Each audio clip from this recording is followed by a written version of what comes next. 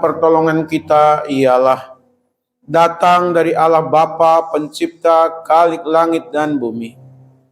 Allah yang setia yang tidak pernah meninggalkan perbuatan tangannya. Turunlah atas kita sekalian damai sejahtera dari Allah di dalam Yesus Kristus Tuhan kita dan di dalam persekutuan kita dengan Roh Kudus. Amin. Jiwaku merindukanmu, ya Allah yang hidup. Jiwaku haus kepadamu, ya Allah yang hidup. Sekali lagi, jiwaku merindukanmu,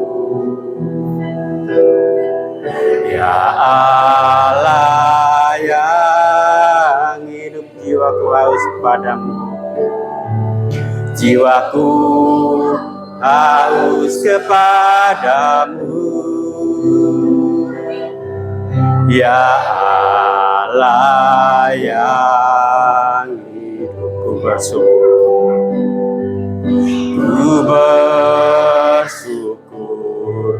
kepadamu,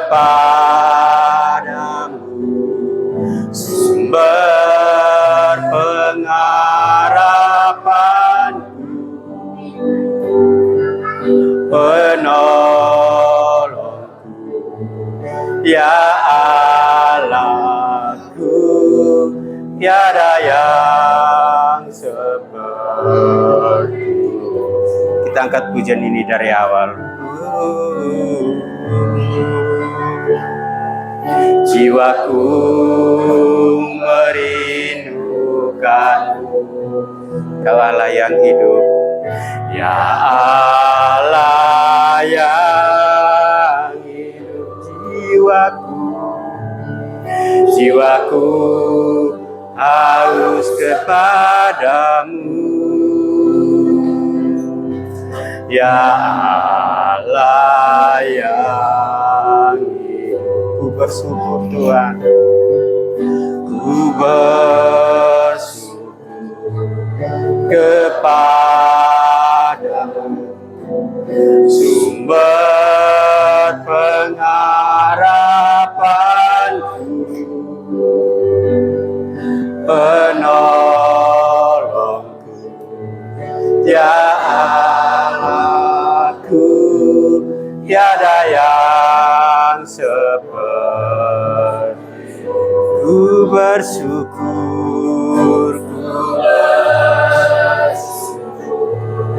kepada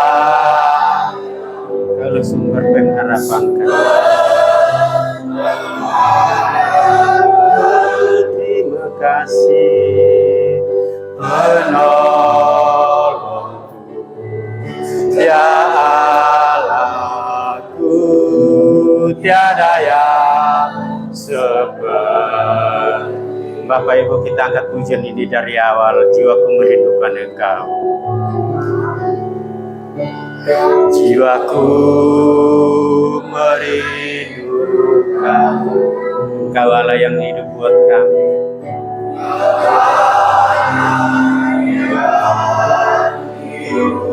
Oh, jiwaku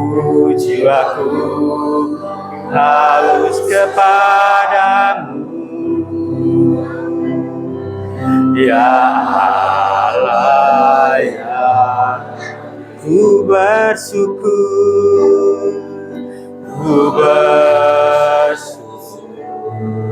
kepadamu,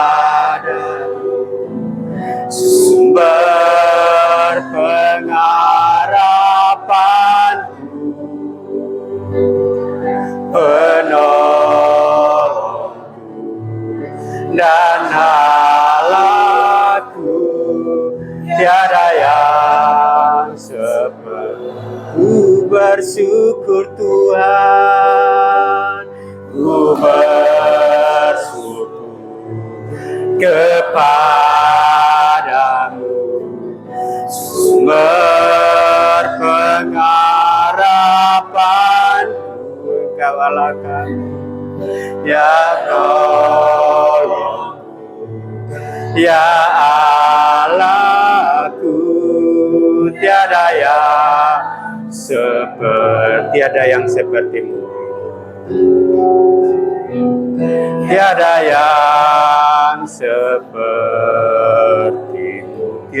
yang sepertimu, tiada yang sepertimu.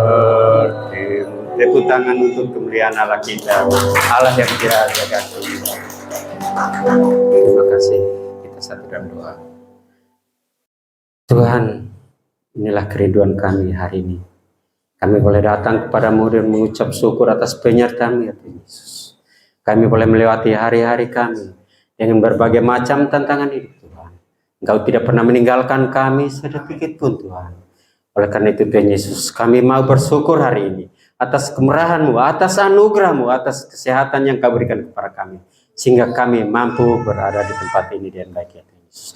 Terima kasih Tuhan atas penyertaan-Mu Tuhan Yesus. Yang bersyukur ya Tuhan hari ini boleh ada di tempat ini. Kami menyerahkan seluruh pergumulan hidup kami Tuhan Yesus kepada-Mu Tuhan Yesus. Engkau tahu pergumulan kami Tuhan Yesus. Oleh karena itu Tuhan, biarlah Engkau yang turut campur tangan. Engkau yang memampukan kami untuk melewati masalah-masalah dalam hidup kami Tuhan Yesus. Kami percaya Tuhan, Engkau hadir di tengah-tengah kami ini Tuhan Yesus. Kami serahkan hidup kami, Engkau mengurapi kami, Engkau mengampuni kami ya Tuhan Yesus. Biarlah hari ini kami boleh layak berada di tempat ini Tuhan Yesus. Kami memuji memuliakan Engkau ya Tuhan Yesus. Untuk itu Tuhan, biarlah Engkau hadir di tengah-tengah kami. Roh-Mu hadir di tengah-tengah kami untuk memenuhi hati dan pikiran kami Tuhan Yesus. Biarlah hari ini Tuhan Yesus kami hanya fokus di tempat ini untuk mendengar, memuji, memuliakan Engkau Tuhan Yesus, bahkan mendengarkan kebenaran firman Yesus. Kami percaya Tuhan Engkau hadir di tengah-tengah kami. Kami juga berdoa Tuhan untuk setiap sidang jemaat-Mu yang hari ini tidak bersama-sama kami. Apapun keberadaan mereka, yang sakit, yang berhalangan, Tuhan jaga lindungi mereka Tuhan Yesus. Yang sakit Tuhan pulihkannya Tuhan. Biarlah ke depan mereka boleh mengingat Engkau. Dan boleh kami kembali hadir bersama-sama di tempat ini untuk memuji, memuliakan Engkau ya Tuhan Yesus. Tuhan Yesus, kami juga bersyukur ya Tuhan atas penyertaan-Mu. Kami serahkan anak-anak sekolah minggu yang hari ini juga akan beribadah di pastori. Kami taruh hati dan pikiran mereka ke dalam tangan kasih Yesus. Biarlah mereka belajar mengenal Engkau sejak ini Tuhan Yesus. Dan ke depan mereka boleh menjadi anak-anak yang diandalkan, anak-anak yang membanggakan ya Tuhan Yesus. Untuk pemuda remaja juga kami serahkan mereka ke dalam tangan kasih-Mu ya Tuhan Yesus. Biarlah pemuda remaja di tempat ini benar-benar mengandalkan Tuhan dalam hidup mereka Tuhan Yesus. Terima kasih Tuhan untuk setiap kami yang ada di tempat ini, yang ambil bagian juga dalam pelayanan hari ini Tuhan Yesus. Tuhan Engkau memberkati, berikan hikmat kemampuan. Biarlah pelayanan kami hari ini jangan sia-sia di hadapan Tuhan Yesus. Untuk hamba-Mu yang akan menyampaikan kebenaran firman Tuhan, biarlah firman Tuhan boleh berasal daripada Engkau Tuhan Yesus. Urapi hamba-Mu Tuhan Yesus. Dan juga kami sidang jemaat yang akan mendengarkan kebenaran firman-Mu. Kami buka hati kami. Biarlah Roh-Mu yang memberikan pengajaran kepada kami. Dan Roh-Mu boleh mengajarkan kami untuk memahami kebenaran firman-Mu. Bahkan kami boleh menjadi pelaku firman yang baik di tengah-tengah kehidupan kami. Kami serahkan ibadah ini dari awal pertengahan hingga boleh berakhir ke dalam tangan kasih Yesus. Inilah doa kami hanya di dalam nama Yesus. Kami boleh mengucap syukur dan berdoa. Haleluya, haleluya. Amin. Ya.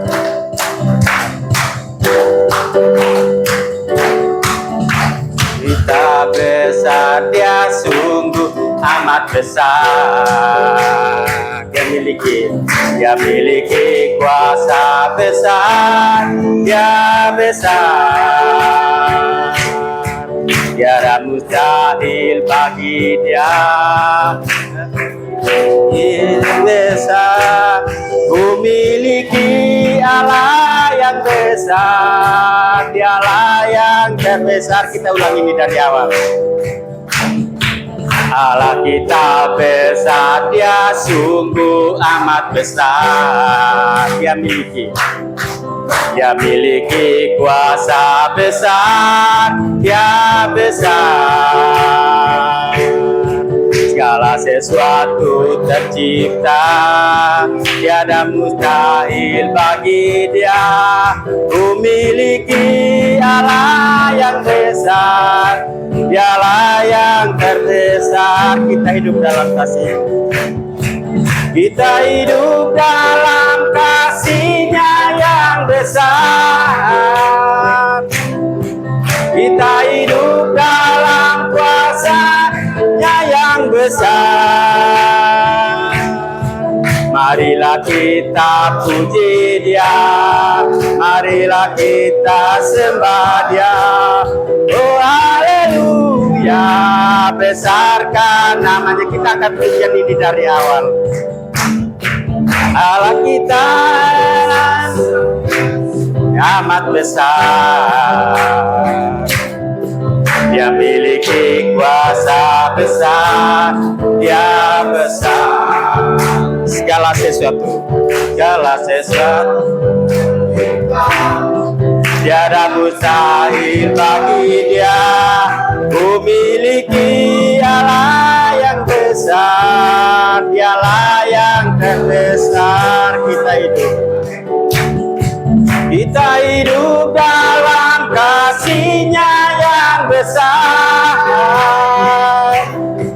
Kita hidup dalam kuasa-Nya yang besar. Marilah kita puji Dia, marilah kita sembah Dia.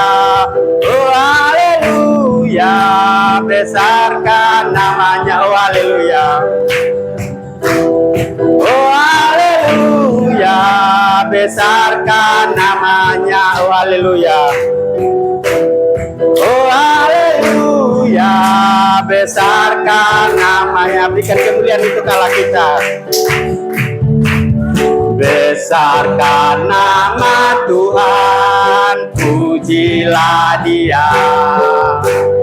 Kemurahan-Nya besar, tiada terkira. Oh, aku tak dapat balas betapa besar kasih-Nya. Oh, besarkanlah namanya, besarkan nama Tuhan. Besarkan nama Tuhan, pujilah Dia. Kemurahan-Nya besar, tiada terkira. Oh, aku tak dapat balas betapa besar kasih-Nya. Oh, besarkanlah namanya. Lambaikan tangan Bapak Ibu Saudara sekalian. Tuhan yang kuasa, oh, Tuhan yang kuasa, Tuhan yang menolong hidupku. Haleluya, Tuhan yang ajaib, oh, Tuhan yang kuasa. Jiwaku ditebus oleh-Nya, jiwaku ditebus oleh-Nya. Jiwaku ditebus oleh-Nya, jiwaku ditebus oleh-Nya. Jiwaku ditebus oleh-Nya. Berikan kemuliaan untuk Tuhan kita. Ya, puji Tuhan. Kita bersama-sama. 1, 2, 3. Aku percaya kepada Allah, Bapa yang Maha Kuasa, Khalik langit dan bumi, dan kepada Yesus Kristus, Anaknya yang tunggal Tuhan kita, yang dikandung daripada Roh Kudus, lahir dari anak darah Maria, yang menderita sengsara di bawah pemerintahan Pontius Pilatus, disalibkan, mati dan dikuburkan, turun ke dalam kerajaan maut. Pada hari yang ketiga, bangkit pula dari antara orang mati, naik ke surga, duduk di sebelah kanan Allah, Bapa yang Maha Kuasa. Dan dari sana Ia akan datang untuk menghakimi orang yang hidup dan yang mati. Aku percaya kepada Roh Kudus, gereja yang kudus dan am, persekutuan orang kudus, pengampunan dosa, bangkitan daging, dan hidup yang kekal. Amin. Silakan duduk Bapak Ibu Saudara sekalian. Kita akan menyiapkan hati kita untuk menyambung kebenaran firman Tuhan. Kita naikkan pujian. Apapun yang terjadi dalam hidupku, Kau berfirman.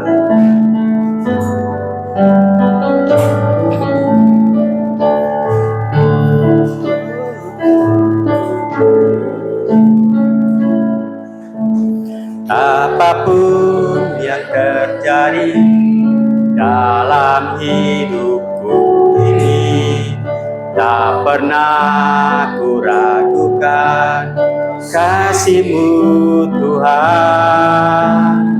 Lewat gunung yang tinggi, dalam lembah yang curam, tak pernah ku ragukan janji-Mu Tuhan. Kau berfirman, Kau berfirman dan sembuhkanku. Kau bersabda dan selamatkanku.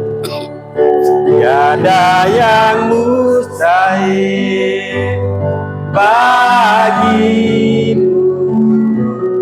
Yesus, ku percaya pada apapun yang terjadi.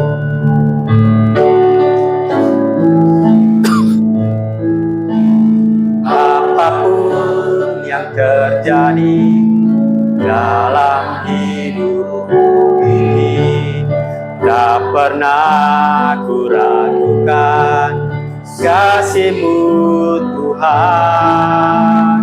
Lewat gunung yang tinggi, dalam lembah yang gelap, tak pernah ku ragukan janji-Mu Tuhan. Kau berfirman dan sembuhkanku. Kau bersabda dan selamatkanku. Tiada yang mustahil bagimu. Yesus, ku percaya padamu. Kau berfirman, Kau berfirman dan sembuhkan. Bersabdamu dan selamatkan. Tiada yang mustahil bagimu. Yesus, ku percaya pada. Sekali lagi katakan, Kau berfirman. Kau berfirman dan sembuhkan. Pada hamba-Nya dipersilakan. Dan selamatkan. Tiada yang mustahil bagimu. Yesus, ku percaya padamu. Yesus, ku percaya padamu. Yesus, ku percaya padamu. Boleh beri kemuliaan buat Tuhan Yesus. Bapa, di dalam Yesus Kristus Tuhan, kami percaya kepada Allah yang hidup, kepada Tuhan Allah yang memeliharakan kami dengan kasih dan setia. Tuhan Allah yang tidak pernah meninggalkan perbuatan tangannya dari dahulu, hari ini, esok, kekal selama-lamanya. Kami sungguh tetap bergantung dan berpegang kepada janji firman Tuhan. Dan hidup kami, masa depan kami tidak ditentukan oleh karena situasi politik, tidak ditentukan oleh karena situasi lingkungan kami, dan juga tidak ditentukan oleh perkataan seseorang, siapapun dia, tetapi ditentukan oleh firman Tuhan dan janji. Terima kasih, maka sebentar kami rindu mendengar sebagian isi hati Tuhan yang buat kami boleh berpegang padanya, melandaskan hidup kami di atas firman. Maka bersabdalah, maka berfirmanlah, sebab hamba-hamba Tuhan ini mendengar. Urapi setiap hamba-Mu yang hari ini mendengar firman Tuhan. juga besok lusa yang membuka atau mendengar melalui YouTube siaran ulang firman Tuhan hari ini. Mohon pengurapan pimpinan dari Roh Kudus. Secara khusus juga hamba Tuhan yang Tuhan percayakan untuk boleh menyampaikan benih firman Tuhan, untuk boleh memperkatakannya. Biarlah setiap perkataan yang keluar dari bibir mulut lidah hamba Tuhan ini berkata-kata dari pimpinan kuat kuasa Roh Kudus, di dalam urapan Tuhan, wibawa ilahi, dan dipenuhi dengan hikmat daripada-Mu. Maka urapilah kami setiap perkataan yang bukan berasal dari Tuhan, setiap hal yang menyesatkan, membelokkan, bahkan yang mencuri benih-benih firman Tuhan yang menyangkal, menolak, kami patahkan di dalam nama Tuhan Yesus Kristus. Kami siap mendengar firman-Mu di dalam nama Tuhan Yesus. Haleluya, haleluya, haleluya. Bersama-sama kita katakan amin. Shalom. Semangat. Sekali lagi coba. Semuanya shalom. Wow, luar biasa. Karena ini cuaca udah mulai adem-adem di luar, gak sejuk-sejuk gitu ya. Naik motor bisa semering-semering, bisa ngantuk. Biasanya kan panas, nggak bisa ngantuk. Baiklah, terima kasih. Sepertinya saya lumayan lama saya tidak hadir di sini. Sampai kangen rasanya. Pak Aplis juga kangen. Saya waktu datang Pak Aplis nggak ada soalnya. Ini nambah lebih lama lagi ya. Kalau Pak Indra hadir terus, puji Tuhan. Baiklah, kita akan membuka Alkitab kita dari Yesaya pasal 55.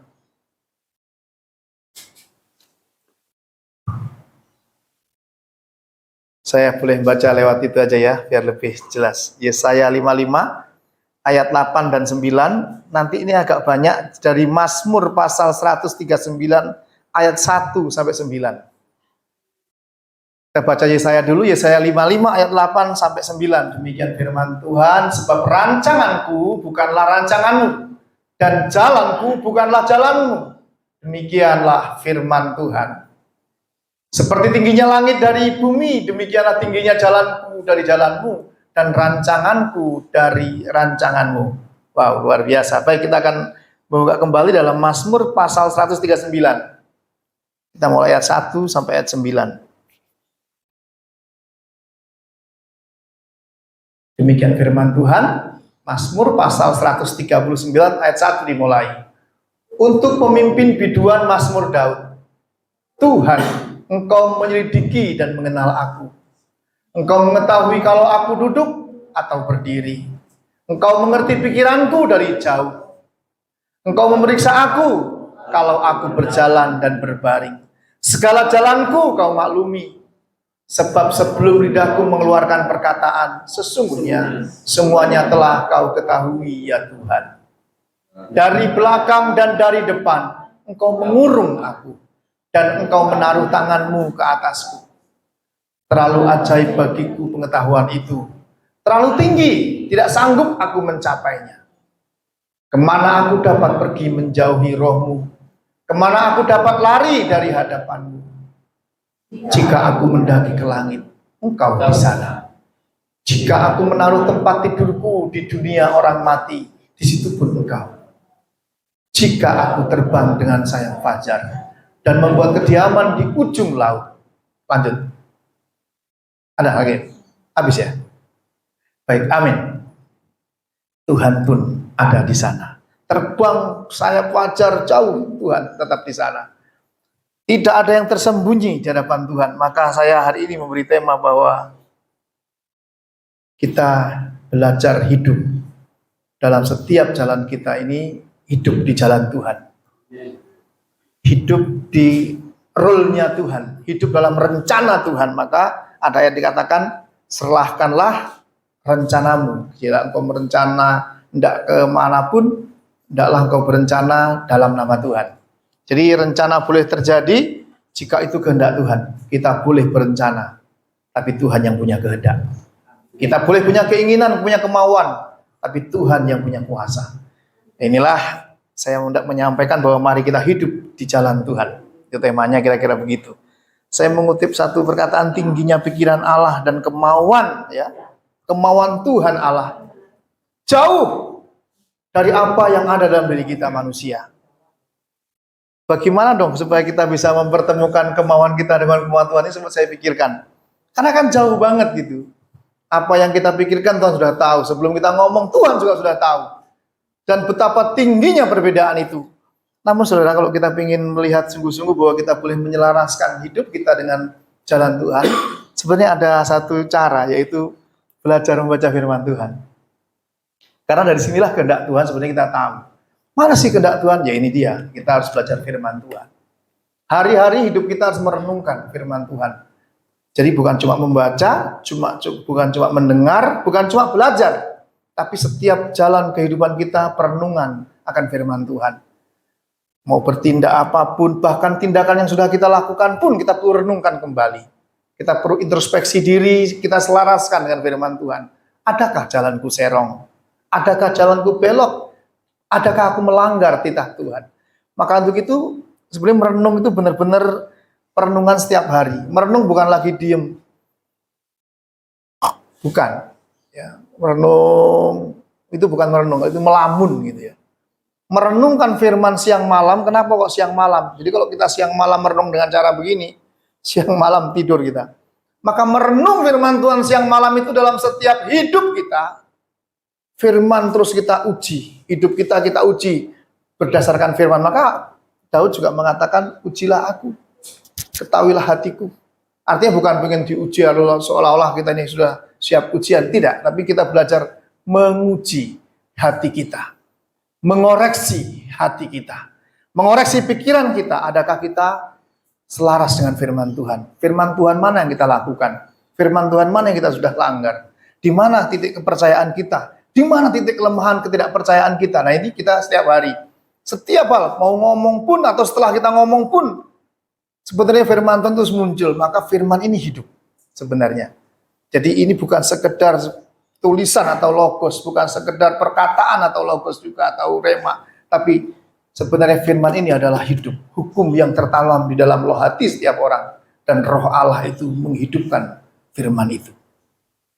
Sehingga yang difikirkan, yang direnungkan dalam hati, yang diperkatakan dengan mulut, yang dilakukan oleh setiap orang percaya, dia belajar untuk melandaskan, menyelaraskan dengan firman Tuhan. Jadi walaupun firman Tuhan mengatakan jauh rancangan Tuhan dengan rancangan kita, pikiran Tuhan dengan pikiran kita, kita bisa mempunyai titik temu supaya kita bisa mengerti kehendak Tuhan, yaitu membaca firman Tuhan. Maka hendaklah engkau sehati sepikir dalam hidupmu. Artinya menaruh juga perasaan yang sama, pikiran yang sama dengan pikiran Kristus. Berarti bisa kita punya pikiran sama dengan Tuhan, yaitu pikiran Kristus. Bagaimana dong? Ini dia. Kita baca firman Tuhan. Maka untuk beberapa hal saya coba belajar supaya kita boleh memiliki keselarasan ya, saudara. Rancangan itu sama dengan jalan. Jadi kalau cara ya dirancang itu kalau segala sesuatu ada rancangannya. Tidak ada orang hidup tanpa merancang hidupnya. Pasti ada rancangan. Atau ada rencana gitu, atau jalan, cara, metode untuk boleh melalui sesuatu. Kehidupan ini selalu ada rencana dan ada jalan. Jalan hidup orang berbeda-beda. Tapi kita belajar bahwa percayalah di sepanjang jalan hidup kita, orang percaya mengakui dan percaya yakin bahwa ada Allah beserta. Amin. Amin. Tidak pernah ditinggalkan. Apapun keadaan saudara dan saya, sesulit apapun hari ini, Tuhan ada beserta. Dan janji Tuhan tidak pernah memberikan sesuatu yang melebihi kekuatan.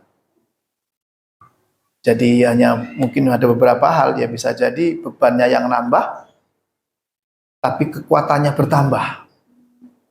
Atau bebannya berkurang, kekuatannya terus bertambah gitu ya. Saya yakin bebannya mungkin tetap sebenarnya, tapi kekuatannya bertambah. Dulu ketika saya masih kecil, tentu mengangkat mimbar ini nggak kuat, betul ya? Menggeser nggak kuat. Tapi sekarang saya kuat. Berarti bebannya tidak berubah. Tapi iman saudara dan saya yang berubah semakin kuat. Amen. Maka beban itu bisa jadi tidak pernah Tuhan kurangi. Kalau perlu sama Tuhan ditambahin sedikit demi sedikit. Selaras dengan kekuatan kita ditambah. Demikianlah Tuhan melatih jalan hidup setiap orang percaya. Tidak pernah dijanjikan mudah.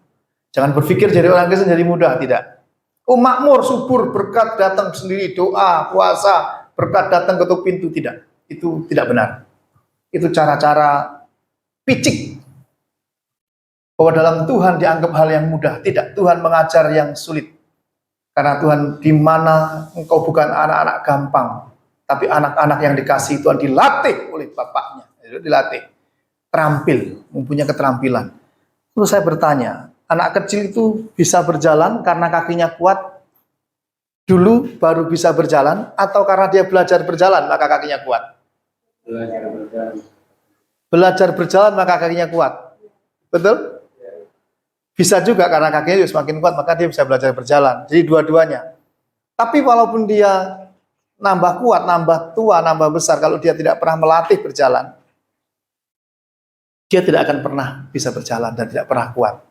Maka dua-dua ini harus diimbangi. Pak Tony ini habis tidak bisa berjalan benar-benar. Kalau benar-benar terlena dan tidak belajar dan tidak memaksakan diri untuk belajar, benar-benar tidak bisa. Karena kekuatan itu ternyata juga ditimbulkan oleh karena ada tekad melatih diri gitu. Nah ini silih berganti antara kekuatan dan juga latihan. Maka jangan berharap Tuhan biarlah cawan ini lalu daripadaku gitu. Tapi bukan kehendakku, biarlah kehendakmu. Karena ternyata Tuhan memberi kekuatan. Nah itulah.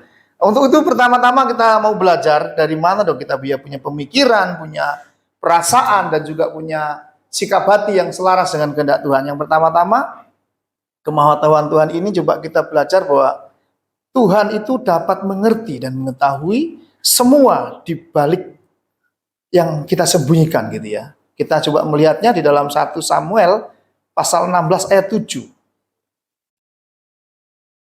Boleh ditampilkan? 1 Samuel 16 ayat 7.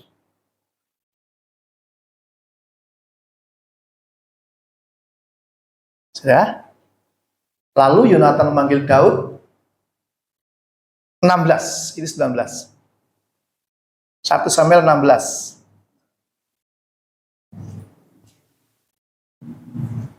Yes. Tetapi berfirmanlah Tuhan kepada Samuel, janganlah pandang parasnya atau perawakan yang tinggi, sebab aku telah menolaknya. Bukan yang dilihat manusia yang dilihat oleh Allah. Manusia melihat apa yang di depan mata, tetapi Tuhan melihat hati. Nah, ini dia nih, bicara hati dulu. Hati ini Amsal menulis bahwa pancaran kehidupan. Sumber segala dari kehidupan ini dimulai dari hati. Yesus mengatakan, bukan apa yang masuk ke dalam mulutmu dan besok kau buang ke jamban. Masuk perut, diproses, besok buang ke jamban. Bukan itu yang menajiskan hidupmu, tapi apa yang keluar dari hati. Engkau perkatakan, engkau lakukan. Itu menajiskan hidupmu. Jadi hati dimulai.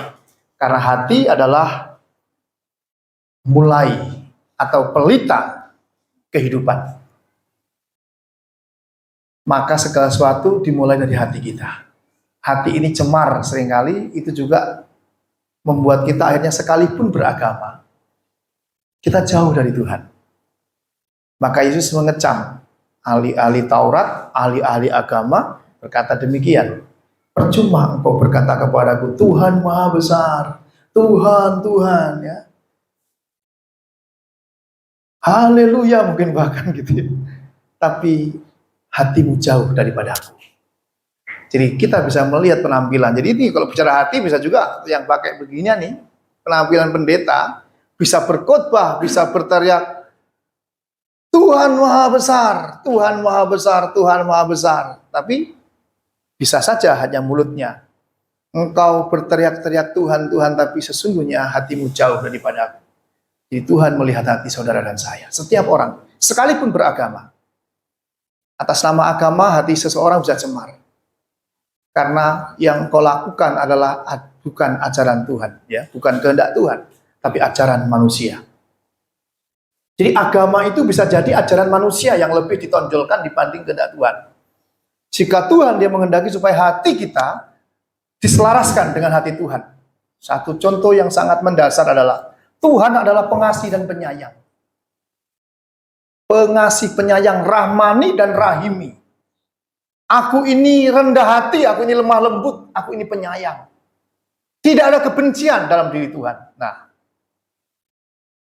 jikalau engkau hanya mengasihi orang yang berbaik kepadamu, Jadi ada orang berbuat baik kepadamu dan engkau karenanya berbuat baik kepadanya, itu pun dilakukan oleh orang jahat, ya. Orang fasik pun begitu. Artinya wajib, mestinya setiap orang ketika orang mendapatkan kebaikan dia lalu berbuat baik kembali. Itu sudah wajib, sudah lumrah, sudah semestinya begitu. Kalau nggak begitu memang udah kebangetan, begitu dia bukan manusia. Namun jika Bapamu mendatangkan matahari kepada orang jahat dan kepada orang baik, jikalau Tuhanmu memberikan hujan, sini udah hujan belum ya kemarin? Di kami hujan luar biasa sampai hujannya itu masuk ke dalam rumah, banjir karena bocor. Baru ketahuan di musim hujan. Dan Tuhan memberikan hujan kepada orang jahat juga kepada orang baik. Artinya Tuhan mengasihi semua orang. Maka hendaklah engkau juga berbuat demikian. Kasihilah orang yang membenci kamu. Maka dikatakan hendaklah engkau sempurna seperti Bapamu sempurna. Sempurna bukan berarti lalu kita jadi sempurna seperti Tuhan, tidak. Tapi hendaklah engkau dewasa. Kasihnya itu seperti kasihnya Tuhan. Kasih yang dewasa, kasih yang sebenarnya, kasih yang sesungguhnya adalah betapa kita tidak memiliki musuh. Orang Kristen nggak boleh punya musuh. Kalau ada toh orang memusuhi, tapi kita tidak balas memusuhi. Karena hati kita dilingkupi dengan hati Tuhan. Hati yang mengasihi, hati kasih. Kasih hanya Allah saja yang kasih. Karena God is love. Tuhan adalah kasih. Maka barang siapa tidak memiliki kasih dalam hidupnya, dia sebenarnya masih hidup dalam kegelapan.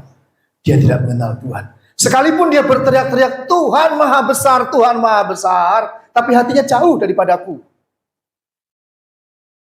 Hendaklah kita mempunyai kasih di mana kita tidak punya musuh. Karena kasih tidak pernah berhenti. Tidak pernah berhenti. Kasih tidak pernah berhenti, tetap kasih, dan tidak pernah berubah jadi benci. Sekali lagi, kasih adalah sesuatu yang tidak pernah berhenti. Lantas tidak pernah akan berubah jadi benci. Jadi sekalipun kita diperlakukan yang tidak baik, sekalipun dimusuhi, tidak pernah berbalik sang kasih ini, lalu balik menjadi benci. Jikalau ada kebencian dalam diri seseorang sekalipun dia beragama, sebenarnya dia hatinya jauh dari Tuhan. Tidak ada kebahagiaan dengan orang yang membenci. Maka ampunilah orang yang membencimu. Kasihilah, berdoalah untuknya dan berbuat baiklah kepadanya. Karena dengan demikian kau menumbuhkan bara api kepadanya. Kan gitu. Tapi kalau kita menyimpan rasa benci, rasa dengki, rasa iri, rasa tidak suka kita, sebenarnya yang rugi bukan orang yang kita benci. Yang rugi saudara sendiri. Saya juga kalau sampai ada benci. Maka saya tidak mau membenci. Belajar untuk membuang rasa benci. Tetap harus mempunyai kasih. Pernah membenci seseorang? Pasti pernah. Saya juga pernah. Suka ketemu orang itu? Pasti tidak. Kebetulan orang itu ada di sini bareng-bareng, enak gak? Gak enak, gue ngeliat muka dia tak. Betul gak sih? Apalagi begitu dia datang bawa mobil baru. Waduh!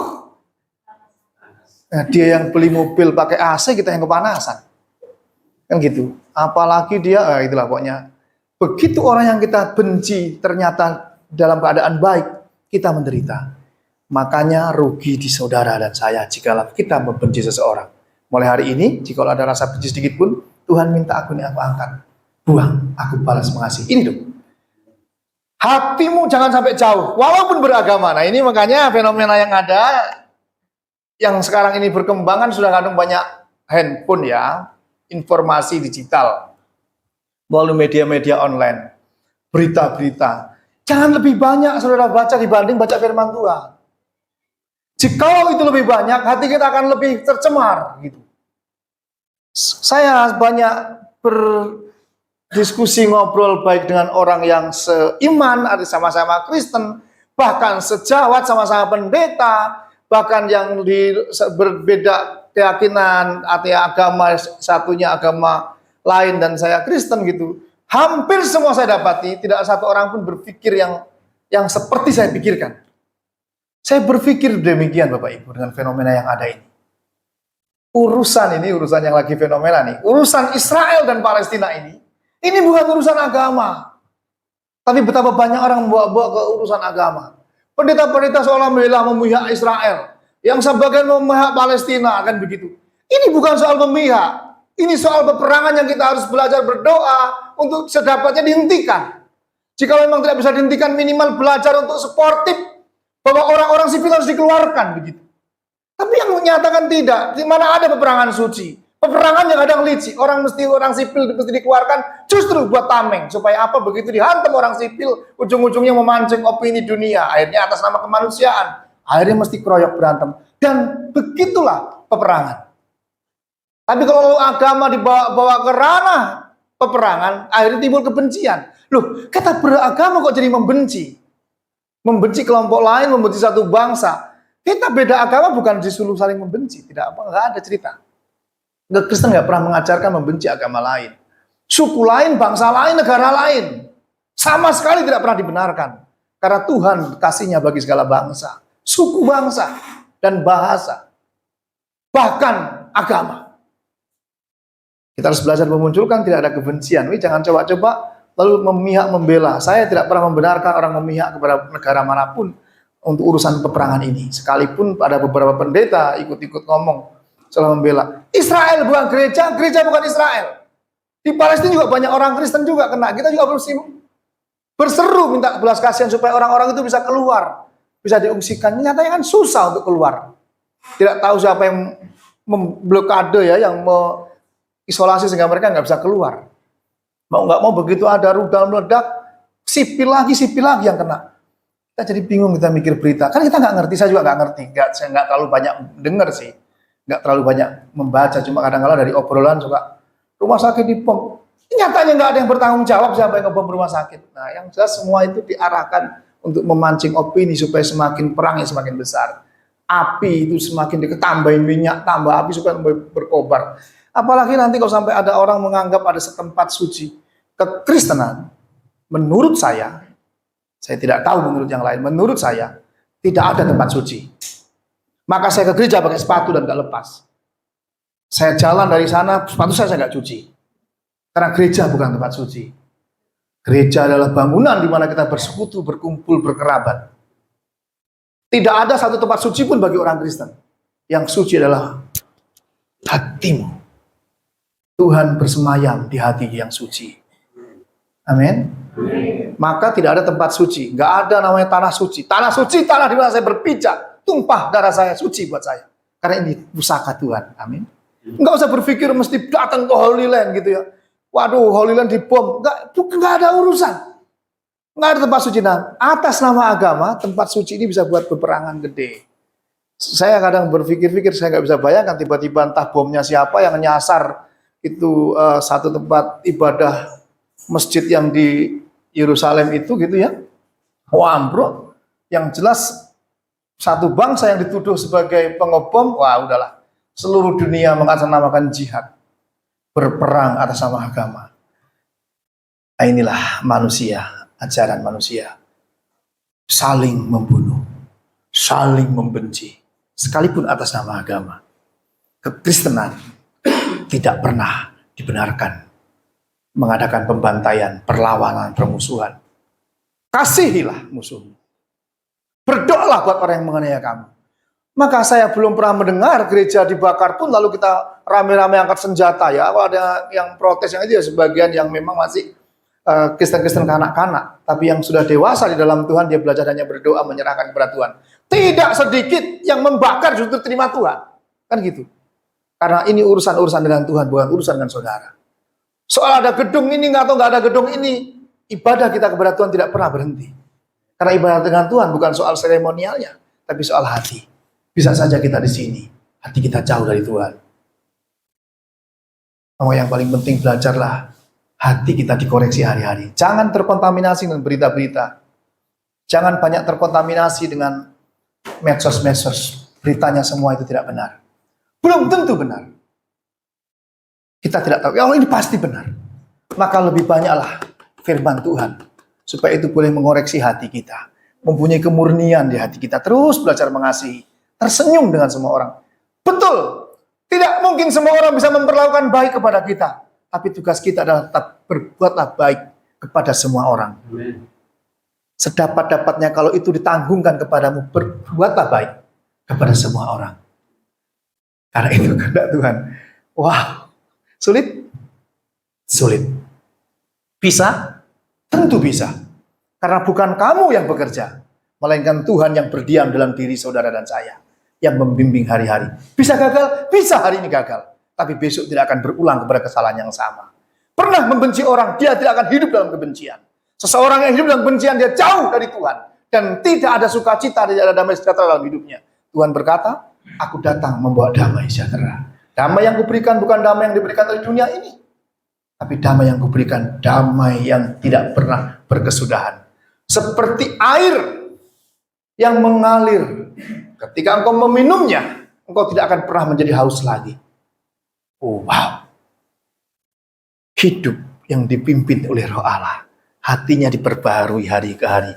Maka firman inilah jalan satu-satunya, dan berdoa minta Tuhan merenungkan hari-hari supaya hati kita dipenuhi dengan kasih Bapa. Tidak gampang-gampang cepat-cepat memihak. Memihak hati kita, ya kita belajar untuk mengasihi orang yang menderita. Yang jadi korban sipil, itu tentu kita ikut prihatin. Lalu kita menjatuhkan vonis kutuk dan sebagainya, bukan tugas ranah saudara dan saya. Jikalau kita nggak bisa berbuat apa-apa, minimal berdoalah. Kan banyak orang-orang yang memikirkan, bukan orang bodoh, orang-orang pintar. Orang-orang yang mengerti masalah ini. Namun banyak kali yang paling penting orang menjadi populer. Maka kita bisa menilai jikalau ada para politikus ya. Para calon-calon wakil rakyat, orang-orang yang berintelektual. Jikalau hanya untuk menjual popularitas atas nama sesuatu yang penting populer, yang paling senang orang banyak. Orang percaya berdoa bahwa ini hanya mengikuti apa yang disenangi oleh orang. Tapi kita belajar apa yang disenangi oleh Tuhan. Karena sempitlah jalan menuju dalam kebenaran, tapi luaslah menuju dalam kebinasaan. Dunia ini menuju kebinasaan, menebarkan kebencian, ketidaksukaan, sentimen agama, sentimen suku, sentimen bangsa. Ini ditebar oleh dunia dan manusia yang mengajarkan itu. Maka Tuhan bilang, percuma kau berseru kepada Tuhan, Tuhan.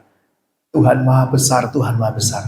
Tapi jikalau hatimu jauh daripada aku, ajaran yang kau lakukan bukan ajaran dari Tuhan, tapi ajaran manusia. Itu yang pertama.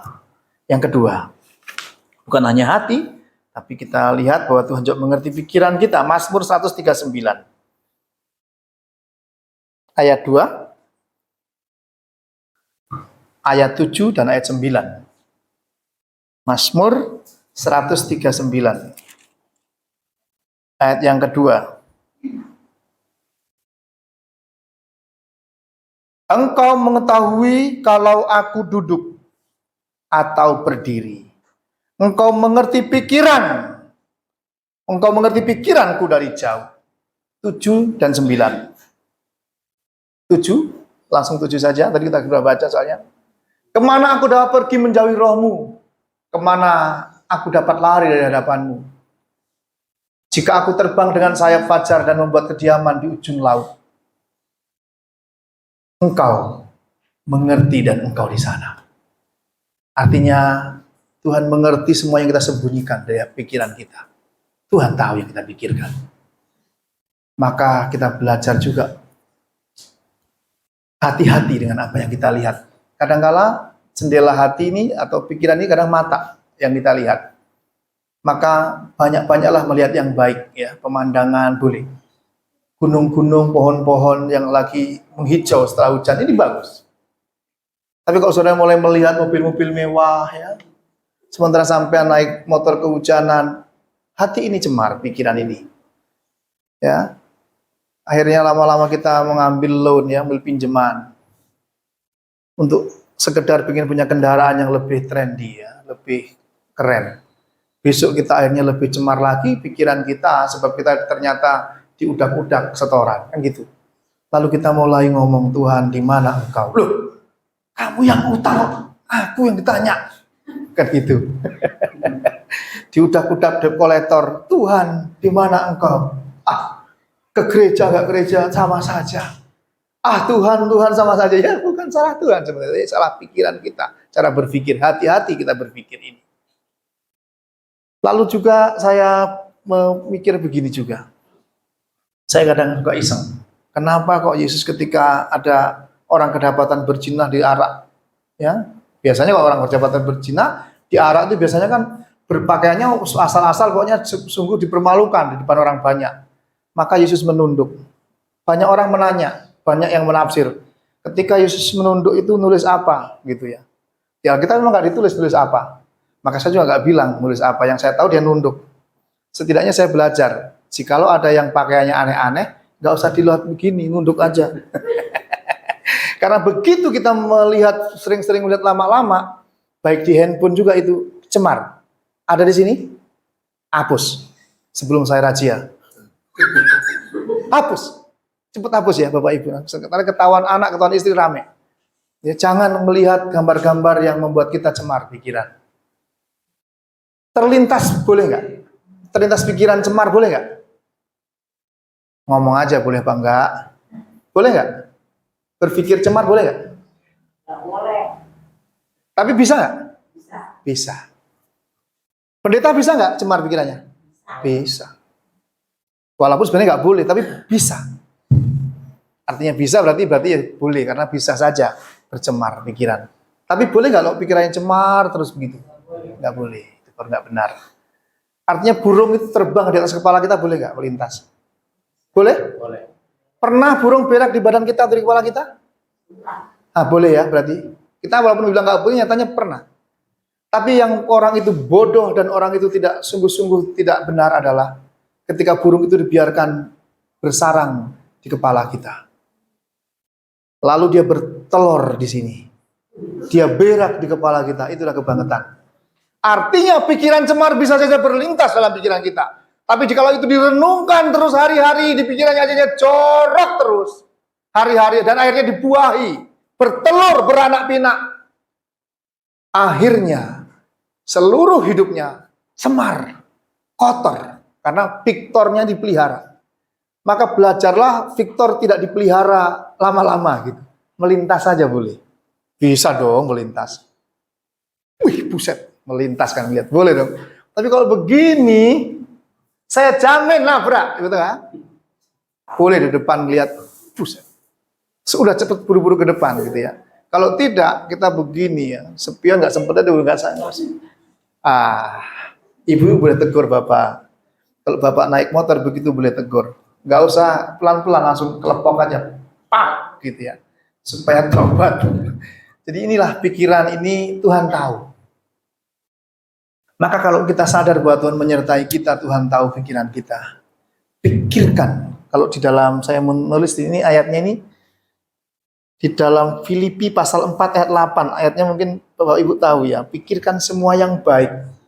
Coba, Filipi pasal 4 ayat 8. Moga-moga saya nggak salah kutip. Saya sering salah kutip. Maksudnya ini tapi ayatnya juga salah. Jadi akhirnya, saudara-saudara semua yang benar, semua yang mulia, semua yang adil, semua yang suci, semua yang manis, semua yang sedap didengar, semua yang disebut kebajikan dan patut dipuji, pikirkan itu. Semua yang nggak patut dipuji, semua yang nggak suci, jangan lama-lama tinggal di pikiran gitu kira-kira. Bagaimana cara menjaga pikirannya? Firman Tuhan dan firman Tuhan. Bergaul dengan orang yang memang berkata yang baik. Ya, jangan bergaul dengan yang cemar. Bukan berarti lalu kita nggak boleh bergaul atau berteman. Ya boleh secukupnya sekedarnya. Bukan berarti menghindari juga. Tidak mungkin kita menghindar dari kehidupan di dunia ini. Tapi belajarlah. Kalau mau bersahabat, berkomunitas. Berkomunitaslah di tempat yang benar. Berhabitatlah di tempat yang benar. Boleh sekali-kali kita ngobrol, berteman. Supaya kita juga menghadirkan Tuhan. Menjadi terang. Nggak mungkin kita lalu memblokade orang untuk nggak bisa bergaul. Tapi setidaknya belajarlah tinggal di habitat yang benar. Supaya pola pikir kita jadi benar. Bertemanlah dengan orang yang sukses. Ya. Bertemanlah dengan orang yang berhasil. Bertemanlah dengan orang yang bisa berusaha. Bertemanlah dengan orang yang pintar. Bertemanlah dengan orang, jangan malah minder, jangan. Berteman. Belajar supaya pikirannya kita bisa tertangkap juga. Belajar memperbaharui pikiran hari-hari. Tapi yang jelas pertama-tama, berpikirlah sedemikian rupa. Seperti yang Tuhan inginkan. Apa yang adil, apa yang benar. Apa yang suci. Apa yang manis. apa yang sedang didengar, apa yang patut dipuji, apa yang disebut kebajikan, pikirkan itu. Jadi kalau kira-kira nggak patut dipuji, jangan. Jalan itu jangan, dalam itu jangan gitu tolak ya. Cepet-cepet beralih, jangan malah waduh, itu namanya bersarang. Burung bersarang, burung melintas boleh. Tapi kalau burung hinggap dan lalu kita nggak tebak, itu kita benar-benar naif. Pikiran kotor dan pikiran yang tadi yang nggak baik, nggak adil, nggak suci, nggak benar ya, pikiran kekhawatiran, pikiran nggak percaya Tuhan, pikiran meragukan firman Tuhan, saudara nggak buru-buru tepis, nggak buru-buru usir, biarkan bersarang terus nanti lama merenung ke hati. Akhirnya kita susah untuk melepaskan, berakar dia, bertumbuh. Waduh, berat mengangkatnya karena itu menjadi karakter akhirnya. Mulai berpikir sederhana hari-hari kita, yang kita lakukan hari-hari, kita hidupi hari-hari itu, lama-lama menjadi kebiasaan. Jikalau kita terus-terusan nonton di HP yang hal-hal yang buruk dan kita nggak pernah berhenti, lama-lama jadi karakter. Kita berhenti udah susah. Tangan itu begitu nyala langsung langsung membimbing tahu tempat di mana gitu. Ada di sini? Di sini nggak ada. Nanti kalau saya khotbah tempat lain saya bilang di sini ada. Kalau di sini sekarang nggak ada, supaya saya pulang aman. Tar, saya khotbah tempat lain baru saya bilang di sini ada. Baiklah, yang ketiga. Amsal 15 ayat 3. Jadi supaya kita tahu masuk rencana Tuhan, jalan Tuhan, sebenarnya Tuhan tahu apa yang kita perbuat. Nggak ada yang tersembunyi. Amsal 15 ayat 3. Amsal pasal 15 ayat 3. Mata Tuhan ada di segala tempat, mengawasi orang jahat dan orang baik. Amin. Mata Tuhan menjelajah seluruh bumi, mencari setiap orang yang bersungguh-sungguh hati kepadanya. Tuhan akan berikan kekuatan, Tuhan akan berikan kekuasaannya untuk boleh orang yang semakin kuat. Tapi sekaligus Tuhan juga menjelajah selimutnya, tahu tidak ada yang tersembunyi. Kalau sekarang ini zaman CCTV masih terhalang tembok, nggak bisa lihat. CCTV terhalang pohon, nggak bisa lihat. CCTV terhalang helm, maling motor, nggak ketangkep, ya kan? Ke ATM kalau mau, ya jangan coba-coba. Tapi kalau para ahli itu biasa pakai helm, pakai gini lagi nih, cadar, nggak bisa tangkap. Siapa ini, gitu ya? Nggak bisa. Tapi kalau CCTV-nya Tuhan tidak terhalang oleh apapun juga. Tuhan tahu apa yang kau buat. Jadi apa yang kau buat di tempat yang tersembunyi sekalipun, yang orang lain nggak ada yang tahu sekalipun, Tuhan tahu. Maka hati-hati dengan yang kau buat. Apa yang dalam hati, apa yang kau pikirkan, apa yang kau berkatakan, dan yang kau buat, Tuhan tahu. Alkitab tadi mencatat bahwa bahkan sebelum kita ngomong jauh pun Tuhan sudah tahu. Maka belajarlah bergantung kepada Tuhan. Aku harus hati-hati melangkah, sebab aku jalan bersama dengan Sang Raja. Pernah jalan dengan Sang Raja? Belum kan? Jalan dengan RT pernah? Pernah? Bapak Ibu, ada luar biasa kebahagiaan, kebanggaan kita jalan dengan pejabat.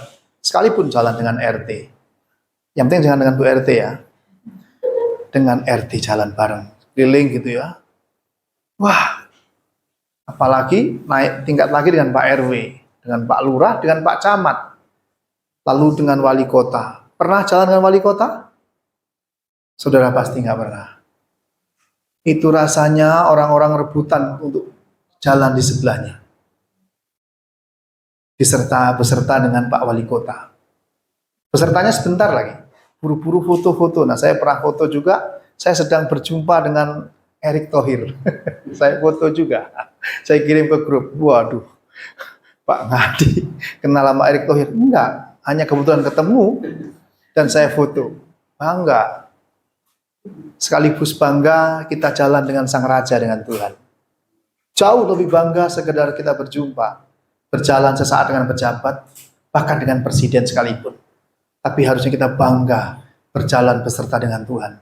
Tuhan tahu, Tuhan ada di mana kita ada. Dia beserta. Kita bangga. Tapi sekaligus yang kedua, dampak dari orang yang berjalan dengan Sang Raja, hidupnya harus hati-hati. Hidupnya harus benar-benar diawasi. Itu kalau jalan dengan presiden itu ada protokolernya itu, cara jalannya ya, hati-hati, nggak boleh selengean. Harus sopan gitu, cara jalannya. Nggak boleh serudak-serutuk. Harus nggak boleh singkat-singkatan gitu. Karena begitu ada yang jatuh rame urusannya. Maka harus hati-hati. Harus teratur, harus tertib. Harus bersahaja. Maka bukan pencitraan, bukan soal pencitraan, tapi belajar untuk ikutin aturan gitu. Kalau tidak, kalau saya suka kadang nonton drama Korea itu, begitu ada orang melanggar yang lagi jalan sama si kaisar, itu hukumannya pancung. Dipancung. Nggak boleh sembarangan, dianggap makar. Nah kita sekarang jalan bersama dengan Tuhan. Di mana langkah kita juga diawasi. Apa yang kita buat dia melihat. Maka hari-hari perbuatlah sesuatu seperti engkau melakukannya untuk Tuhan. Alkitab mencatat begitu. Segala sesuatu lakukanlah dengan sungguh-sungguh. Artinya sungguh-sungguh segenap hati. Lakukan dengan hati, bukan melakukan dengan pencitraan. Dan lakukanlah itu seperti untuk Tuhan dan bukan untuk manusia. Maka saya coba membawa sedikit cerita. Ananias dan Safira itu sebenarnya bukan soal bagaimana dia hanya mempersembahkan sebagian lalu dia mati, bukan. Karena Petrus ngomong, sebelum engkau jual itu punyamu. Ketika sudah engkau jual pun itu punyamu. Engkau persembahkan berapapun itu urusanmu, nggak apa-apa. Tapi engkau jangan bohong. Jangan tipu Tuhan. Karena Tuhan itu melihat apa yang kau buat.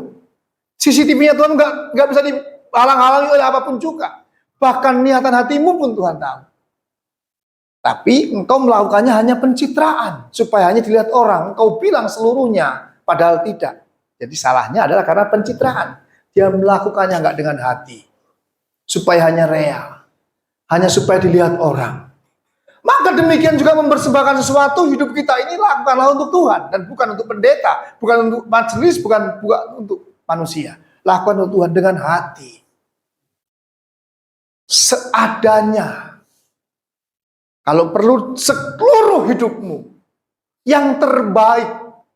Yang terbaik adalah karena memberikannya dengan kasih. Bukan sekedar sisa. Sisa waktu. Sisa pikiran. Sisa makanan. Sisa pakaian. Kadang-kadang sisa pun kita sayang kasih orang. Sisa pun kita biarkan busuk. Sisa pun kita biarkan di lemari sampai nggak kepakai. Tapi Tuhan mau kita tidak hanya memberi apa yang sisa. Kalau bisa beri yang terbaik. Kan gitu. Saya tidak sedang mendoktrinasi untuk kita lalu punya ketaatan radikal. Bukan. Saya mengajar saudara dan saya untuk punya kesungguhan yang radikal. Sungguh artinya dengan segenap hati. Seandainya Tuhan bisa memberi sisa, ya tidak apa-apa. Tapi berikan itu memang dengan hati. Aku baru bisa beri sisa Tuhan. Tuhan juga tidak apa-apa. Tapi jangan seolah-olah sampai sudah memberi yang paling hebat padahal hanya sisa yang sudah beri. Ini ngomong begini saya marah-marah, bukan buat saya juga maksudnya. Kok kayak marah? Artinya kita belajar seringkali begitu. Kita sibuk hanya bagaimana dinilai orang yang tampaknya udah paling hebat, tapi sesungguhnya hati kita belum tentu. Kadang-kadang hanya sisa. Maka lakukanlah dengan sungguh-sungguh dengan segenap hatimu. Seperti janda yang miskin memberi dengan seluruh hidupnya, apa yang dia miliki dia beri. Jadi bukan soal besar kecilnya, soal hatinya. Amin. Berikan hidupmu kepada Tuhan. Karena Tuhan melihat seluruh hidupmu dan tidak ada yang tersembunyi. Lakukan segala sesuatu dari mulai perkara yang kecil dengan sungguh-sungguh dan itu lakukan untuk Tuhan. Karena kebiasaan perkara kecil yang kau lakukan hari-hari lama-lama akan menjadi kebiasaan. Kebiasaan yang sudah kau lakukan terus-menerus akan menjadi sifat. Sifat menjadi watak, watak jadi karakter. Dan itu yang sudah persembahkan. Baik atau tidak baik, tergantung dimulai dari kecil. Yang sederhana. Maka dalam sederhana apapun, lakukanlah sungguh-sungguh. Seperti untuk Tuhan. Dan bukan untuk manusia. Karena Tuhan melihat. Nggak peduli pencahayaannya remang-remang. Nggak peduli ada pohon rindang. Nggak peduli ada apapun juga. Tuhan melihat CCTV-nya. CCTV-nya nggak terhalang oleh apapun. Lensanya tidak pernah buram. Ya kan, kalau kita punya lensa kadang-kadang buram ya Pak. Kalau Tuhan tidak. Maka hari ini saya sampaikan bahwa mulai dari hati. pikiran kita, lalu tindakan kita hari-hari, perkataan kita, pertanggungjawaban itu semua dilihat oleh Tuhan. Amin. Beri tepuk tangan buat Tuhan Yesus. Haleluya. Kita tunduk kepala sejenak. Bapa di surga, ajar kami bijaksana di dalam kehidupan kami hari-hari, dimulai perkara kecil, dimulai belajar ketika kami merenungkan sesuatu, memikirkan sesuatu, memperkatakannya akhirnya, dan melakukannya. Kami belajar sungguh-sungguh dengan hati yang takut akan Tuhan, berpadanan, menyelaraskan. Biarlah kami satu frekuensi dengan Tuhan, dengan firman Tuhan. Allah Roh Kudus, teruslah bergema di dalam hati kami pribadi, lepas pribadi, kepada gereja Tuhan, kepada gerejamu, kepada umat gembalaanmu sendiri, supaya kami memiliki hati yang tulus, hati yang murni, hati yang tidak bercela, hati yang terus belajar untuk tidak menyimpan kebencian, baik itu atas nama bangsa, suku, bahasa, peperangan, atas nama agama sekalipun. Kami tidak boleh membenci siapapun, tetap mengasihi. Karena demikianlah kami hendaknya sempurna, atau dewasa, atau kasihnya kasih yang berkualitas baik, dan amat baik itu kami miliki, kami belajar. Maka di dalam nama Yesus, hamba mengutip sedikit tentang hal peperangan di Palestina, di jalur Gaza, yang terus menjadi berkecamuk, ikut campur tangannya bangsa-bangsa yang lain, mengatasnamakan kemanusiaan, mengatasnamakan agama, mengatasnamakan kebersamaan, akhirnya saling serang satu bangsa dengan bangsa yang lain. Tuhan, hamba berdoa, hikmat Tuhan turun kepada setiap pemimpin-pemimpin bangsa dan negara, pemimpin-pemimpin dunia, pemimpin agama, kelompok, organisasi apapun, supaya mereka punya hikmat bijaksana, memperkatakan bukan sentimental agama, bukan sekedar kebencian dan menebar sesuatu yang hanya populer saja, tapi belajar hati Tuhan, suara Tuhan yang berbelas kasihan dan mengasihi itu. Ketulusan, kebajikan, kesucian itu sungguh-sungguh mewarnai perkataan hamba-hambamu yang dipilih menjadi pemimpin negeri masing-masing. Di dunia ini yang didengar, PBB dan semua, biarlah menyuarakan bukan atas nama kebencian pribadi atau kebencian golongan, kebencian bangsa, tapi belajar Tuhan, Engkau berkarya melalui mereka. Perdamaikan. Jikalau memang Tuhan menghendaki terus begini, hamba berdoa untuk setiap orang-orang sipil, masyarakat sipil, beri kekuatan. Anak-anak Tuhan yang terjebak di dalam berkecamuknya peperangan, hamba berdoa Tuhan belas kasihan menyertai mereka. Beri pertolongan, beri jalan mereka keluar dari tempat ini ya Tuhan. Mereka yang kehilangan anak, kehilangan istri, kehilangan suami, kehilangan sanak saudara, Tuhan berikan penghiburan, kekuatan. Imannya tetap bergantung janjimu bahwa Tuhan bukan cuma di dunia ini saja, bahkan di tengah kekelaman, di lembah yang paling dalam sekalipun, Tuhan Engkau menyertai. Maka hamba berdoa, mereka boleh merasakan. Hamba berdoa, mereka boleh mengalami. Hamba berdoa, mereka boleh melihat penyertaan Tuhan yang ajaib dan luar biasa. Di dalam nama Yesus, kami berdoa dan mengucap syukur buat firman Tuhan hari ini. Amin. Biarlah kita menjaga hati kita, pikiran kita, dan tindakan kita.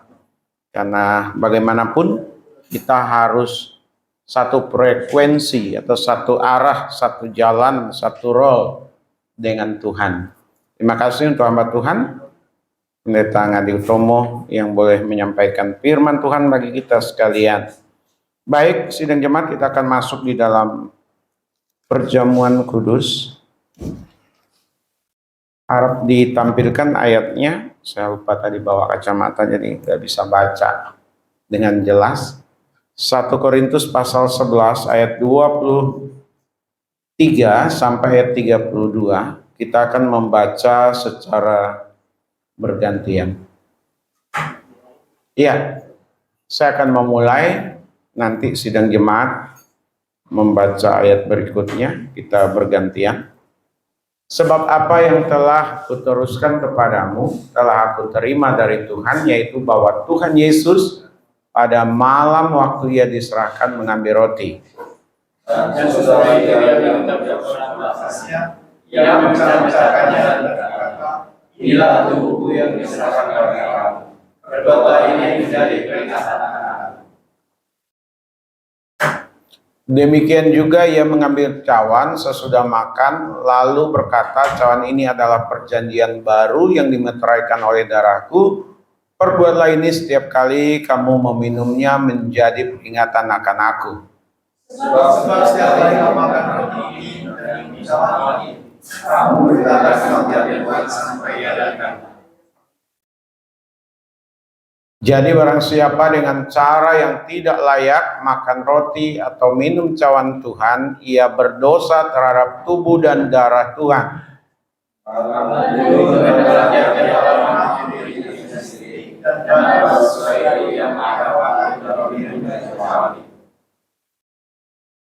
Karena barang siapa makan dan minum tanpa mengakui tubuh Tuhan, ia mendatangkan hukuman atas dirinya.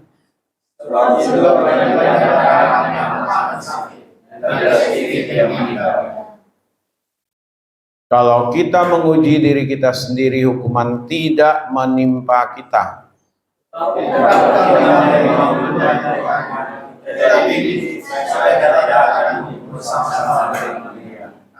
Amin.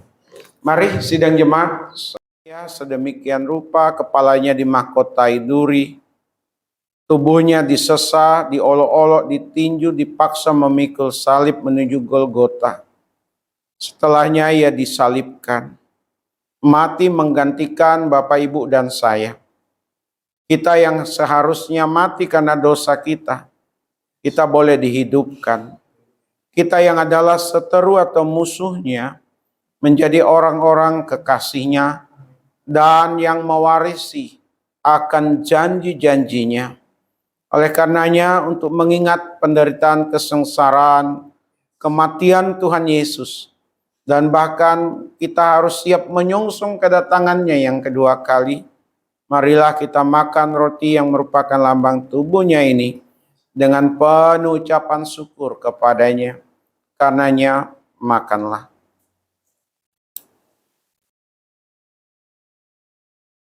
Kita angkat air anggur di sebelah tangan kanan kita. Dari kepalanya yang dimahkotai duri, tubuhnya yang disesah, kaki dan tangannya yang dipaku. Mengalir darah yang menyucikan segala dosa atau pelanggaran kita. Darah yang memungkinkan kita menjadi anak-anak Allah, menjadi biji mata Allah, atau menjadi orang-orang kesayangannya. Kita bukan lagi orang yang cemar, tapi orang yang sudah disucikan. Oleh karenanya, untuk mengingat apa yang Tuhan Yesus sudah kerjakan dalam karya penyelamatan kita, dan kita juga menyiapkan diri untuk kedatangannya yang kedua kali, marilah kita minum air anggur yang merupakan lambang darahnya ini dengan penuh ucapan syukur kepadanya. Karenanya, minumlah. Tetap satu frekuensi, satu rel, satu role dengan Tuhan. Karena Tuhan menghendaki yang demikian adanya di dalam kehidupan setiap kami. Berkati hamba-Mu Pendeta Ngadi Utomo dengan keluarganya. Dan sebentar kami akan masuk di dalam perjamuan kudus. Hari-hari yang ada yang kami jalani, tidak semua dalam keadaan baik-baik saja. Tidak semua dalam keadaan sempurna. Ada pikiran kami yang salah, perkataan kami yang salah, perbuatan kami, kelalaian kami yang membuat Tuhan berduka. Kami ada di dalam dosa. Oleh karenanya, sucikan basuh kami dengan kuat kuasa darah-Mu ya Tuhan. Ampuni kami. Roh Kudus terus bekerja, berkarya di dalam hidup kami, supaya kami tidak terus mengulang dan hidup di dalam dosa, sementara kami adalah orang-orang yang sudah disucikan oleh Tuhan. Tuhan Yesus telah mati di atas kayu salib menggantikan kami sekalian, dan biarlah kami menghargai pengorbanan itu. Dan karenanya pada pagi ini kami akan masuk di dalam perjamuan kudus. Kami boleh mengingat penderitaan kesengsaraan Tuhan Yesus, kematian Tuhan Yesus di atas kayu salib demi kami sekalian. Tapi juga sekaligus kami mempersiapkan diri untuk kedatangan Tuhan Yesus yang kedua kali. Karenanya sekali lagi berkati air anggur yang ada, roti yang ada yang merupakan lambang daripada darah dan tubuh Tuhan Yesus. Terima kasih Bapa, kami siap untuk masuk di dalam perjamuan ini. Hanya kepada Tuhan Yesus kami berdoa bersyukur. Haleluya. Amin.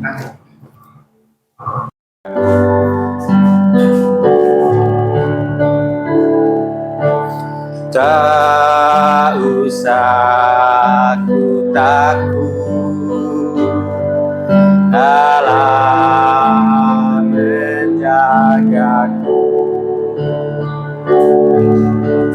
Tak usah ku bimbang, Yesus peliharaku. Tak usah ku susah, Roh Kudus hingurku. Tak usah ku cemas, Dia memberkatiku. El Shaddai, El Shaddai,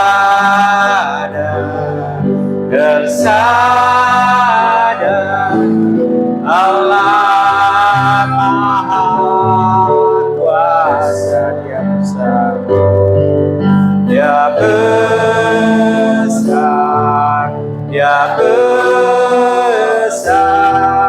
El Shaddai mulia, El Shaddai, El Shaddai, Allah Maha Kuasa. Berkatnya melimpah, El Shaddai. Kita akan puji ini dari awal.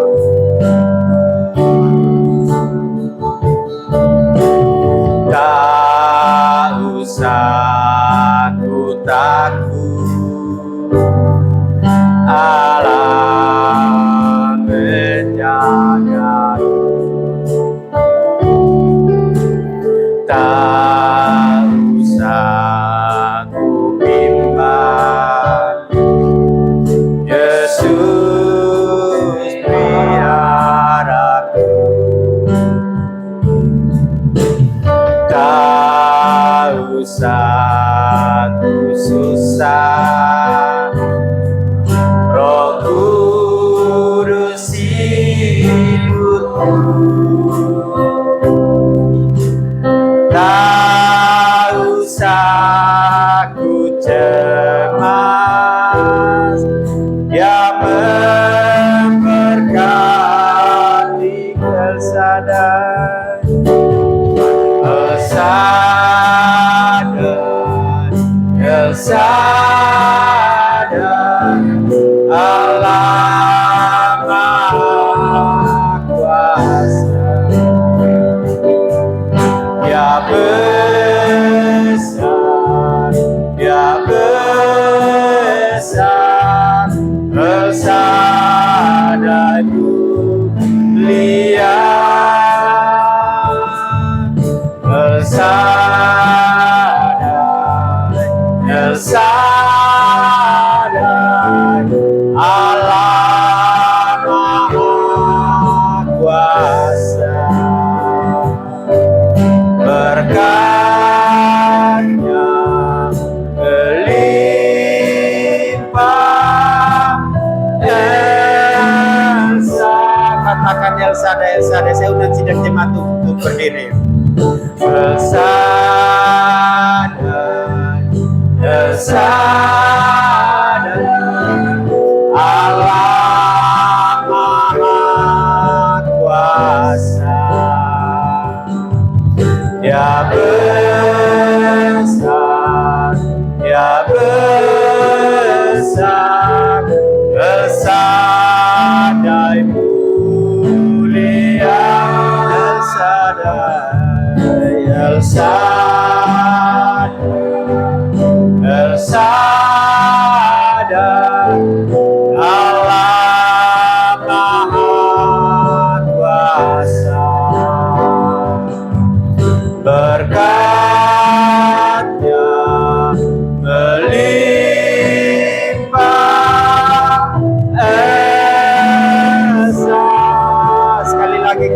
El Shaddai, El Shaddai, El Shaddai. Pada hamba Allah Maha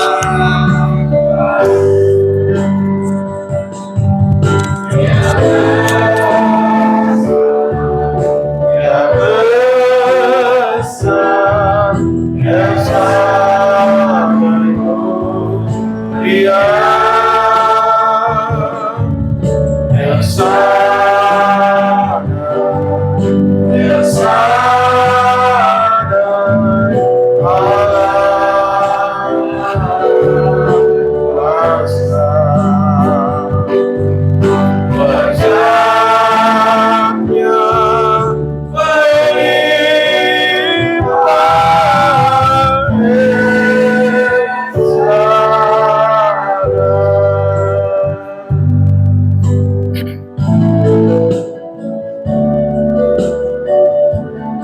Kami bersyukur karena kami yang dipilih oleh Tuhan menjadi umat Tuhan.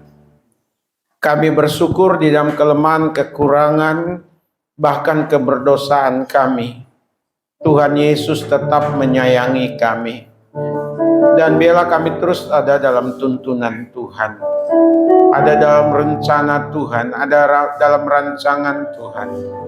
Sehingga hari-hari yang kami jalani, hari-hari yang memuliakan Tuhan, yang berkenan kepada Tuhan. Kami mau bersyukur untuk jalannya ibadah yang telah berjalan dengan baik dari awal, pertengahan, hingga akan berakhirnya ini. Terima kasih untuk kebenaran firman Tuhan yang telah disampaikan kepada setiap kami. Jadikan kami pelaku firman Tuhan. Kami berdoa untuk hamba Tuhan Pendeta Ngadi, karuniakan kekuatan, kesehatan, berkati dalam rumah tangganya, dan boleh terus melayani, tidak hanya sebagai gembala sidang di Pulau Gebang, tapi juga melayani di berbagai tempat. Kami juga bersyukur untuk Pak Apris, untuk Yapet, untuk yang mengoperasikan LCD, yang mengolah menjadi tayangan di YouTube, yang menjalankan kantong persembahan, yang menghitung kolektif, yang menerima jemaat, yang mengedarkan perjamuan kudus, semua tanpa hamba sebutkan satu persatu. Biarlah kami persembahkan pelayanan kami untuk kemuliaan Tuhan dan menjadi kesukaan bagi kami untuk melayani pada masa-masa yang akan datang. Semangat ini terus terjaga dengan baik. Kami berdoa saat ini dengan penuh ucapan syukur kepada Tuhan. Tuhan sudah mengaruniakan hujan kepada DKI Jakarta. Kemarin sore kami bersyukur sekali Tuhan, karena dengan hujan turun, keadaan juga menjadi baik-baik saja, terutama menyangkut cuaca. Tadinya panas berubah menjadi dingin, dan terus kiranya Tuhan siram Jakarta dan sekitarnya dengan hujan yang tidak membawa banjir. Kami berdoa untuk Palestina dengan Israel yang masih bergolak hingga hari ini. Bahkan di Indonesia hari ini, khususnya di Monas, mereka mengadakan demo untuk mendukung Palestina. Kami berdoa, kasihanilah bangsa ini, kasihanilah pemimpin bangsa ini, supaya dapat melihat segala sesuatu dengan baik. Dan kami berdoa di dalam nama Tuhan Yesus, supaya perang di Palestina antara Hamas dengan Israel boleh berhenti, boleh berdamai, dan tiap-tiap bangsa tidak terpancing oleh suasana yang ada, karena akan merugikan banyak negara. Kami juga berdoa untuk Rusia dan Ukraina yang juga masih bertikai. Dalam nama Tuhan Yesus, damailah kiranya kedua negara ini. Kami berdoa untuk bangsa kami yang menjelang tahun 2024 mengadakan gawe besar pemilu. Ada pihak-pihak asing yang bermain untuk bangsa ini, untuk mengacaukan bangsa ini, untuk menuju kepada tujuan yang mereka tetapkan. Juga kami berdoa di dalam nama Tuhan Yesus, ketiga calon pasangan ini Tuhan tolong supaya yang terpilih, yang terbaik, yang tetap menjaga ideologi Pancasila, yang tetap berpacu atau berpatokan kepada Undang-Undang Dasar 45. Kami rindukan bangsa kami aman, baik-baik saja ya Tuhan. Terima kasih. Kami juga tidak lupa berdoa untuk sidang jemaat-Mu. Hamba berdoa di tempat ini, di mimbar ini. Mohonlah Tuhan peliharakan seluruh sidang jemaat-Mu. Peliharakan rumah tangga masing-masing. Jagai, lindungi Tuhan. Karuniakan kekuatan, kesehatan. Di dalam nama Tuhan Yesus. Tidak ada satu pun, tidak ada satu keluarga pun yang diganggu, yang dikuasai, yang dibajak oleh kuasa kegelapan. Di dalam nama Yesus, keadaan rumah tangga dari sidang jemaat-Mu baik-baik saja. Di dalam nama Yesus, dalam nama Yesus, di dalam nama Yesus, sidang jemaat-Mu aman, terkendali. Dalam nama Yesus, dalam nama Yesus, terpelihara, terpelihara, terpelihara. Dibukakan jalan, dibukakan jalan, dibukakan jalan dalam nama Yesus. Dalam nama Yesus. Terima kasih Bapa, sebentar sidang jemaat-Mu kami semua akan tinggalkan tempat ini. Jagai, lindungi kami dalam perjalanan pulang. Dan bahkan sepanjang minggu ini, minggu depan kami kembali beribadah bersama-sama di tempat ini. Di dalam nama Tuhan Yesus. Kami berdoa, haleluya. Mari kita bersama-sama mengucapkan doa Bapa kami. Bapa kami yang di sorga, dikuduskanlah nama-Mu. Datanglah kerajaan-Mu, jadilah kehendak-Mu di bumi seperti di sorga. Berilah kami pada hari ini makanan kami yang secukupnya, dan ampunilah akan kesalahan kami, seperti kami juga mengampuni orang yang bersalah kepada kami, dan janganlah membawa kami ke dalam pencobaan, tapi lepaskanlah kami daripada yang jahat. Karena Engkau yang punya kerajaan dan kuasa dan kemuliaan sampai selama-lamanya. Sidang jemaat milik Tuhan, kekasih-kekasih dari Tuhan Yesus, milik kepunyaannya, kekasih-kekasihnya, yang disayanginya. Arahkanlah hati dan pikiran kita dan terimalah berkat yang daripadanya. Adapun kasih karunia dari Bapa kita di sorga, damai sukacita di dalam Tuhan Yesus, pimpinan, penghiburan, pengajaran Roh Kudus, menyertai setiap kita hari ini, besok, bahkan sampai selama-lamanya. Amin.